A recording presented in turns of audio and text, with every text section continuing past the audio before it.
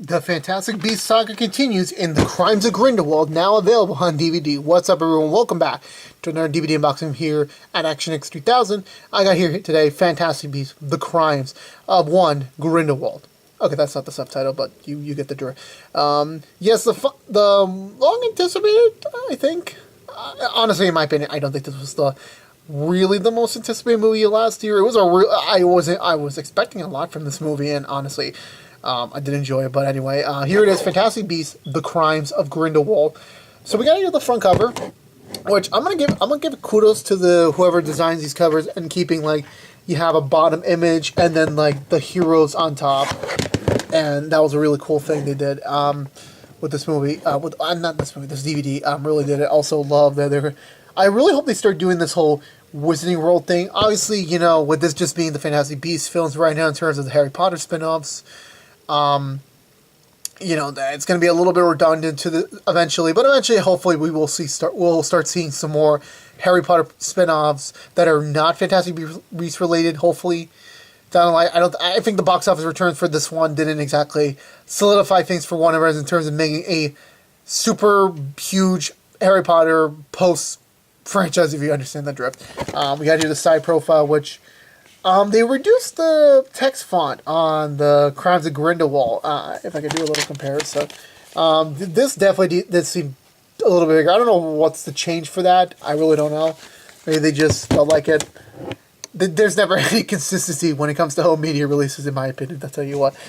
They also, I think they have the Wizarding World icon here. Still a really cool thing they're trying to solidify. The back, which we include a ton of special features.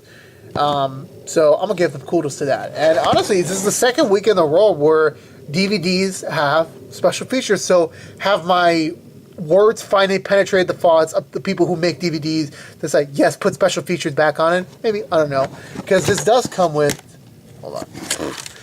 Is there a code in here? There's not a code in here. Because it does come with two discs, the regular disc and the special features. That was not the correct way to showcase them. That's the way it opened. Did at least one come with it? Yes, it did. Kudos to that. Really cool. If they can do this for the entirety of the Fantastic Beasts saga, I'm all in. Got here a little promotion for the Wizarding World of Harry Potter in the Universal Parks in both Orlando and California. I've been there before when it was just the castle attraction. Really fucking cool. I gotta go back someday for the Hogsmeade and enjoy all that. Maybe someday. Maybe next year. Who knows? It depends how money goes for me in terms of the next year. So, let's get down to it. Fantastic Beasts: The Crimes of Grindelwald. What did I think of it? I'm going to adjust it better so you can see the heroes because the villain sucks.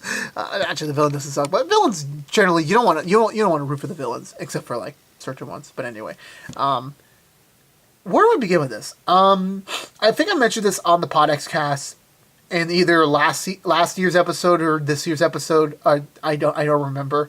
But I did mention I did give a brief review on the Crimes of Grindelwald, and I will repeat it again since I'm obviously aware not everyone watches the PodX cast. Please do. It's a really fun podcast that we're doing on the side. Fantastic Beasts: The Crimes of Grindelwald. Honestly, in my opinion, it was a good movie, but the problem was that I had with this movie was that it was hindered the fact that this movie is serving as a piece of a larger story, and sometimes that's good. A lot of movie studios such as Marvel, they do great jobs in terms of doing that, in terms of making a movie that fits into a larger puzzle. But another important aspect that you need to have for your movie is it also needs to if you're doing that, it has to stand alone on its own. Because honestly, leaving the Crimes of Grindelwald, it made me want to see Fantastic Beasts 3, not because I was hyped for it, just because I wanted to know how the story continued, which in a way does sound like I'm hyped for Fantastic Beasts 3 whenever that does come out. But point of the movie was that a movie needs to be standalone as well. If you want to have it fit into a larger story, that's fine, but make sure the film itself is standalone. In my opinion, this felt like the middle, obviously it had a beginning, but majority of it felt like the middle. There was, for me, the final battle, in quotations, it didn't really satisfy me in terms this is the final battle. Obviously, interpretation why it was a final battle for the movie, but at least for me, it just didn't feel like it. The ending in quotations again, it was it didn't really feel like an ending. It felt like the character. This was a film that you need to get these characters to get to the point where they're going to be in the next one. And I don't even know if the next one even is going to be the same thing, where it's just going to be part of the larger Fantastic Beasts saga. And obviously, at least for me, when the day does come when all 5 Fantastic Beasts films come down, which is supposedly the plan right now, I don't see how they're going to stretch it out to 5 movies. I really don't. But I've been wrong before, so I'll see how that happens. But until that moment comes, it's like these movies is like they're just going to serve as a larger piece, which will seem good in the moment. But it's like I like the Harry Potter films, which are the relative, which are the parent films for these movies. They obviously sewn into the larger Voldemort, fract. But each film felt like there was a clear beginning, a clear middle, and a clear end. Obviously, Deathly Hallows was even the Deathly Hallows Part 1, Part 2. They still felt like their own standalone movies. And which here, Fantastic Beasts, which comes out after those, you assume they know how to properly. At least this is my opinion. This is my opinion alone. If you love, at the end of the day, I really enjoyed Fantastic Beasts: Crimes of Grindelwald. I really did. I love Newt Scamander. I love Jude Law as Albus Dumbledore. I heard like when they were in the casting process for Grindelwald, not the character, the movie, that Jared Harrison, who is the nephew of the original actor who played Dumbledore, who was in consideration to play the role, that honestly would have been the perfect casting ever, at least in terms of the younger Dumbledore. No offense, Jude Law still did a really good job in the role. I just felt like it would have been more spiritual to have a relative that looks similar to Richard Harrison to play young Dumbledore, in my opinion. I love Jacob. Jacob is like the standout in these movies. The actor is a phenomenal actor. He's a really funny dude. Everyone else did such a fantastic job. No pun intended. But as for Grindelwald, the character himself this time, I understand there is still controversy around Johnny Depp. I understand that even Johnny Depp is aware of what's going on with his reputation right now with the whole allegations. Is it true? Now, at this point, guys, look, I understand when you make it. Here's a very brief point. I understand allegations. I understand it. I respect the allegations. I'm a man of belief of hard proof. I need to see a hard proof before I start jumping on someone. They could have done it. I understand that. But I need to see proof. I need to see the vocal outcry from victims. I need to see that. But anyway, that's another thing that's another conversation for another time. Anyway, Johnny Depp's performance as Grindelwald, I really did enjoy it. I think Johnny Depp did a really good job as Grindelwald. Obviously, if you're going to compare him to Voldemort, there's no comparison. Voldemort was clearly better.